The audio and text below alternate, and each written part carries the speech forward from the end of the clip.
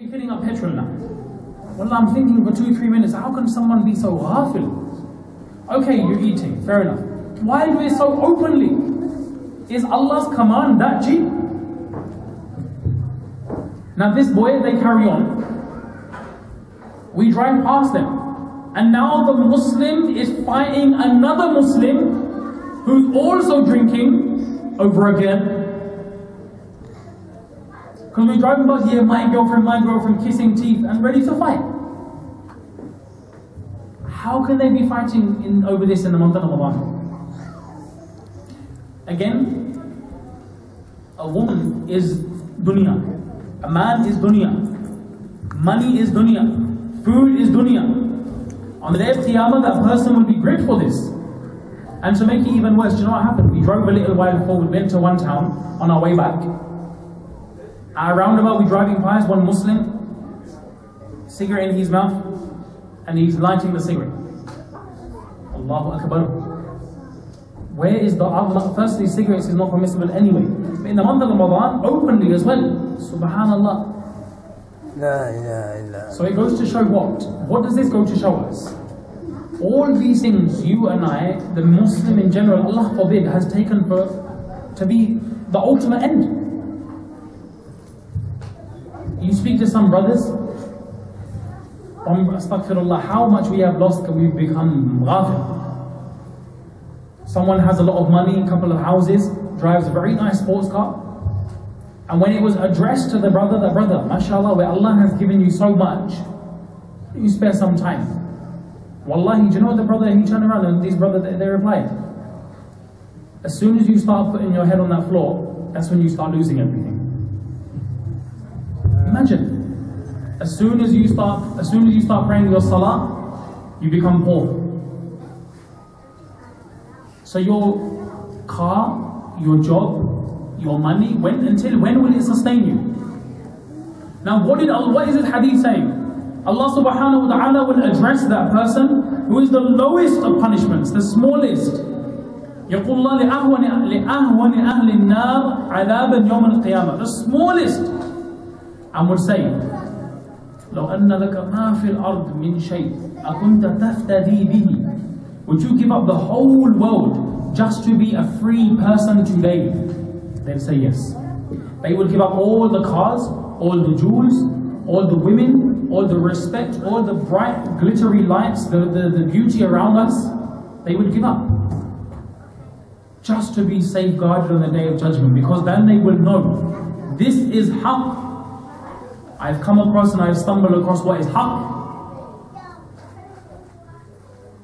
This nar is something you and I have to be careful and safeguard ourselves. It's not like the nar and fire of dunya. He mentions in another hadith, أُوْخِذَ عَلَى النَّارِ أَلْفَ سَنَةٍ حَتَّى إِحْمَرَّ ثُمَّ أُوْقِذَ عَلَيْهَا أَلْفَ سَنَةٍ حَتَّى إِبْيَضَّتْ ثُمَّ أُوْقِذَ عَلَيْهَا أَلْفَ سَنَةٍ حَتَّى إِسْوَدَّتْ فَهِيَ سَوْدَاءُ مُظْلِمَةٌ. This hadith is found in Tirmidhi, where the Prophet ﷺ said, the fire of Jahannam was roasted, it was burnt for 1,000 years, it turned bright red. When it was burnt another 1,000 years, it began to glow white, give a whitish color. And then it was burned for another 1,000 years. Imagine you burn oil, after a while it starts smoking. It becomes hot. Metal you put in for a little while, it becomes red. 1,000 years, 2,000 years, 3,000 years, and then what does it become? It becomes black. فَهِيَ صَوْدَاءُ مُظْلِمَةٌ. Now it is pitch black.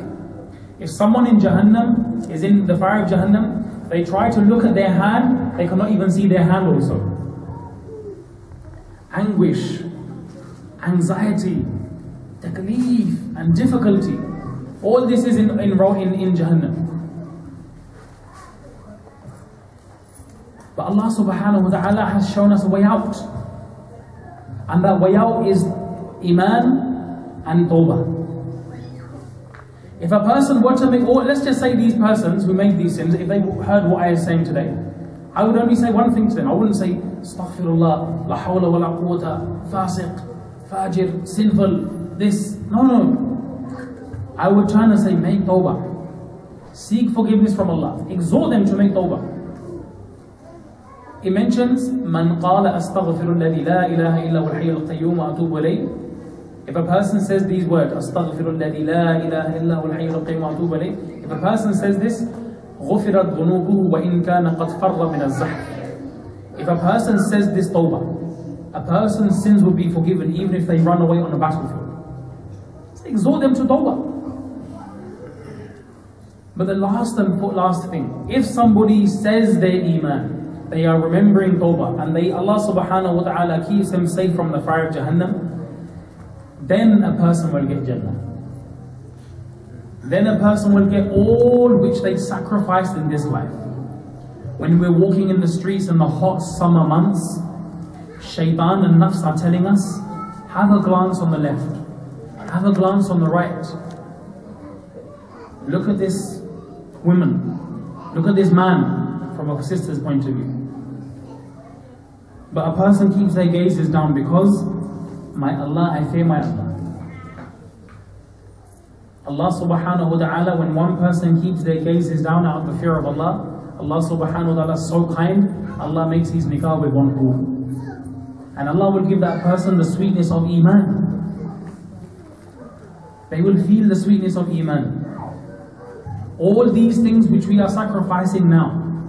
A person doesn't go to drugs. A person doesn't watch films. A person doesn't make zina. A person doesn't consume alcohol, drugs. A person says, no, in the akhirah, whatever is my desire, Allah will fulfill. Allah subhanahu wa ta'ala will open up all manners of ni'mas on this person. You know, it mentions about the fire of Jahannam, the smallest punishment is wearing of the shoes of fire. Let me tell you, we'll finish off on this hadith, the smallest of paradise. He mentioned the last person to come out of Jannah will come out and they will be crawling. They will be crawling out of the fire of Jahannam. They will be black, pitch black, charcoal black, where they have been roasted and burning in the fire of Jahannam. But what happens? It's a long hadith. There are two different hadith. They're both mentioned in the Sahih hadith. But one hadith which I'm focusing on, because we only have 2 to 3 minutes.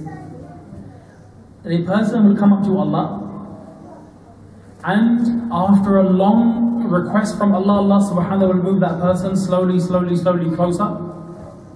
But yet Allah subhanahu wa ta'ala, they are the door, and Allah mentions, go into Jannah and your abode is in the Jannah, in heaven. So this person goes inside. They look around and they see there is no space left. So the person comes out and complains to Allah, oh Allah, I don't find no space for me in Jannah now. There's no space for me. Allah said, go again. Go back into Jannah and look harder.